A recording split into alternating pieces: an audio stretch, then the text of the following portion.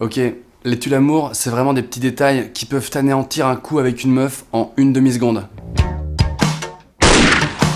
Alors il y a les tue-l'amour classiques, comme par exemple tu ramènes un soir une meuf chez toi et tu te rends compte que t'as oublié de ranger certains éléments. Oh merde. Ou alors si tout à coup elle a un peu faim, tu peux pas lui donner à manger n'importe quoi. Ah bah si tu veux, j'ai du gros pâté de mouton.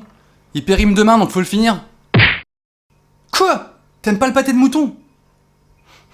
Tu fais pitié.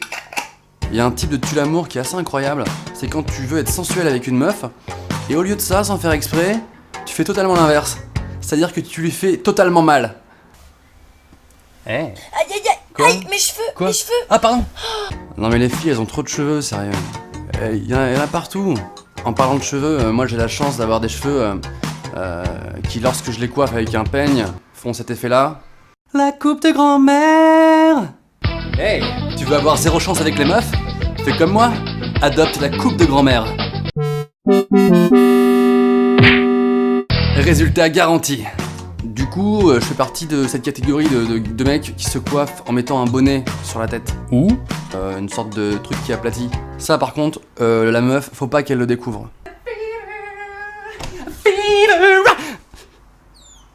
Ah salut. Ah non mais ça c'est parce que c'est pour me coiffer. Enfin, c'est parce que moi j'ai les cheveux frisés et tout. Les gens ils pensent qu'avoir un chat c'est trop mignon et que ça va te faire gagner des points auprès d'une meuf, elle va trouver ça adorable.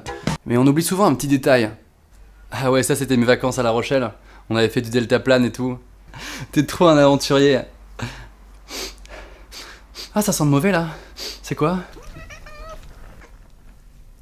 Ah ouais? Ouais c'est mon chat ça. Ça sent un peu... Ouais, ça pue la merde, on peut dire ça, ouais. Ça pue la grosse crotte bien puante de chat. Je suis désolé. Ah, moi, ça me dérange pas, hein. Au contraire, j'aime bien. Faut aussi que j'arrête de commander un plat épicé quand je suis au resto avec une meuf. Y a des mecs, quand ils mangent ultra épicé, ça leur fait rien du tout. Moi, quand je mange une merguez, ça se voit direct. T'es sûr que ça va, là?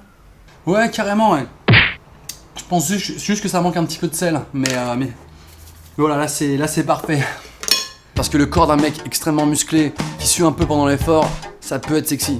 Mais un mec qui sue comme un gros porc parce qu'il mange une merguez, c'est plutôt ridicule. Bon, après il faut aussi que j'arrête de dormir avec un masque et des boules caisses. Ça c'est autre chose. Comment ça t'as pas envie de faire l'amour? Comme ça là. Ça t'est venu d'un coup. Il faut également que j'arrête de mettre des t-shirts gris.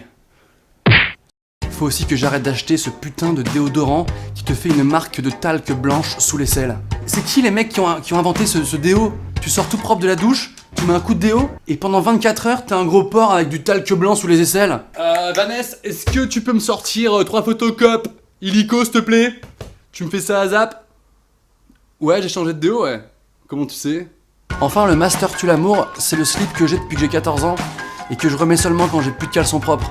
Celui au fond de l'armoire, avec des motifs dégueulasses dessus. Tu le connais ce slip? Je veux dire, personnellement. En tout cas, ce slip, c'est vraiment sympa quand t'as oublié que tu l'as mis. J'ai envie de toi. Maintenant. Ah ouais, non, en fait, je vais y aller. Merci d'être aussi nombreux sur ma page Facebook Norman fait des vidéos. J'en ai qu'une seule, et elle est vraiment sympa.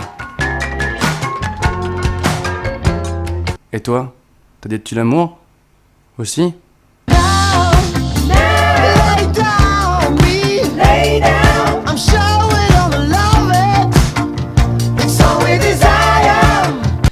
J'ai pas de problème, d'accord?